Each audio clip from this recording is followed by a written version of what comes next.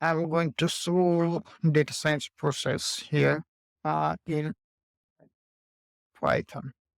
So first of all, I will start by this data updating data science process import libraries. So what may be the important libraries for the data science process? First, import post libraries, most important library that we need is Panda. I'm going to import Panda as PG. So if I'm importing this, okay, first I have to configure this. Just check this, connect the kernel, Python kernel, so that I can start working. Import, I will need another foreign library for this data set, that is NumPy. These two libraries are imported here. And okay, I'll explaining the important libraries one by one later. So what is the problem? Okay, I'm going to make this heading a little bit smaller, but I will have to take one more streak. Now it's become smaller.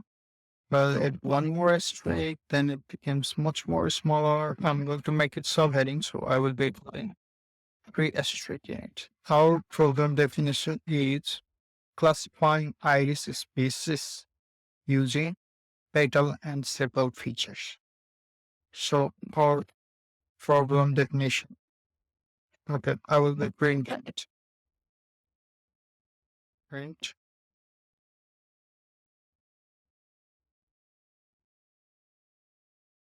file is using petal and sepal. Our problem is this: classifying iris species using petal and sepal feature. The I cannot write capital P. I'll have to write small p, then only it will print. Okay, you have to remember this too. Let me define another step. And I had given 3 asterisks. So step collecting data. You may collect data from other sources, like you may get the data in CSV, in Excel format, or TSV format, or any other format. And here I'm simply going to show how you can get the data. We will be loading iris data, IRIS. But if I will load like this, it will throw error. Load iris is not defined. So load iris will come from where? It will be coming from a library called sklearn from sklearn. And sklearn datasets. There are certain datasets in this library. I'll be loading it. Load iris. Or if I will define it, now load iris has been imported. Once I have imported it, now if I will run this cell, then I will not be given any error. So if I will see the data, I can see this is in array format, but I don't need, I want this in tabular format. You have to convert this into tabular format. So I will have to make data frame. Okay, data frame is simply another format of this readable format. Easy standard for us will be called data. Data the features. Okay, the feature names. Okay, if I will define like this, then I will be defining the data format. Now, if I see TF, then you can see there is shaper length, shaper width, petal length, and petal width. These are the independent features. Independent features are the features which are not dependent on any of the feature to generate its value. Like Y is dependent and X is independent because X has its own value. It doesn't depend on any other, but Y depends on X. I will also be defining dependent, that is target, dependent feature. Data dot target.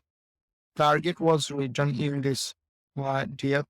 Sorry, I forgot to put the link bracket here. Now, if I will see TF, you can say target is added in it. You can say sepal weight, petal length, and petal weights, and file name is iris, data module. And if I will scroll it, you can say it has defined, I think, array. This value 5.1 is, you can say target name is Setosa, Versicolor, then Virginia, Unica. There are 3 flowers, and 0 indicates Setosa, 1 indicates Versicolor, and 2 indicates Virginica. Okay, simply these are 3 flowers. I have classified these flowers on the basis of their sepal width, petal length, petal width, and what was that? Same as sepal length. Okay, so we can see first this column is sepal length, second column is sepal width, third column is petal length, and fourth column is petal width. Okay, and this file was in CSV format.